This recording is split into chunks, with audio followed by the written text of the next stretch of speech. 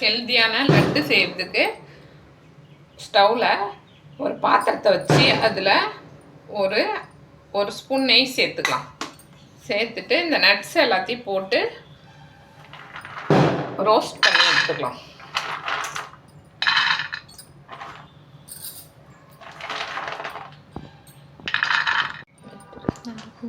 பாதாம் லைட்டாக வறுபட்டதும் 250 கிராம் பாதாம், 250 கிராம் முந்திரியும் பாதாமும் ரோஸ்ட் ஆனதும் பிஸ்தா சேர்த்துக்கலாம். ஒரு 150 கிராம் பிஸ்தா சேர்த்துக்கலாம்.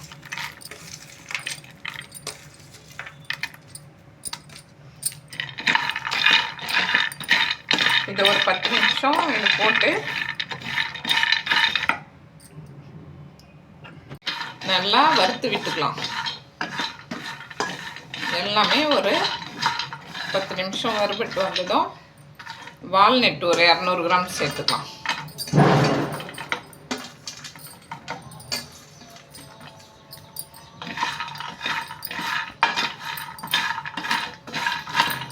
இதுவுமே நல்லா வறுபட்டு வந்ததும் ஒரு 50 கிராம் கருப்பு திராட்சை சேர்த்துக்கலாம்.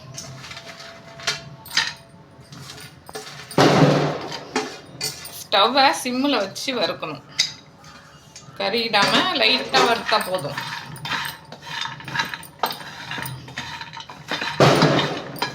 வறுத்து எடுத்து இதை ஒரு பாத்திரத்துக்கு மாற்றிக்கலாம்.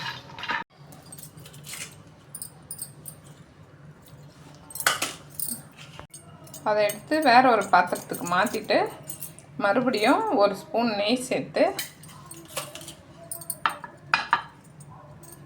பூசணி விதை இந்த ரெண்டும் இது கூட சேர்த்து வறுத்து எடுத்துக்கணும். சன்ஃப்ளவர் விதை 50 கிராமு, பூசணி விதை 50 கிராம் சேர்த்துக்கிறோம். சேர்த்து நல்லா ரோஸ்ட் பண்ணிடணும். எப்பவுமே பொன்னிறமானதும் இதை வேற ஒரு பாத்திரத்துக்கு மாற்றிக்கலாம். மறுபடியும் அதே பாத்திரத்துல ஒரு ஸ்பூன் நெய் சேர்த்து பேரிச்சம்பழம் ஒரு 1/2 கிலோ பேரிச்சம்பழத்தை இதில் சேர்த்துக்கலாம். சேர்த்து இதையும் நல்லா வதக்கி எடுத்துக்கலாம்.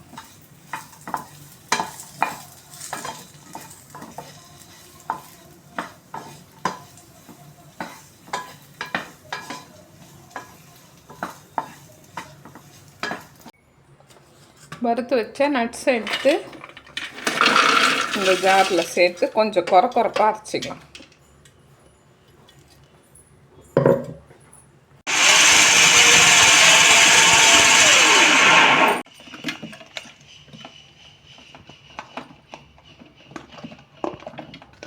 மிக்ஸி ஜாரில் போட்டு அரைச்சி எல்லாத்தையும் ஒன்றா போட்டு அரைச்சாச்சு.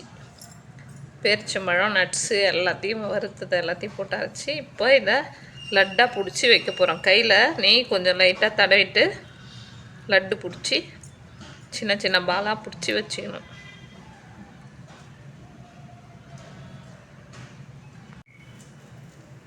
இந்த மாதிரி சின்ன சின்ன பாலாக பிடிச்சி எடுத்து வச்சுக்கணும். இந்த நட்ஸ் லட்டுவை தினம் ஒன்று சாப்பிட்டா உடம்புக்கு ரொம்ப நல்லது, நல்லா ஹெல்த்தியாக இருக்கும். நீங்களும் இதை செஞ்சு சாப்பிட்டு பாருங்கள்.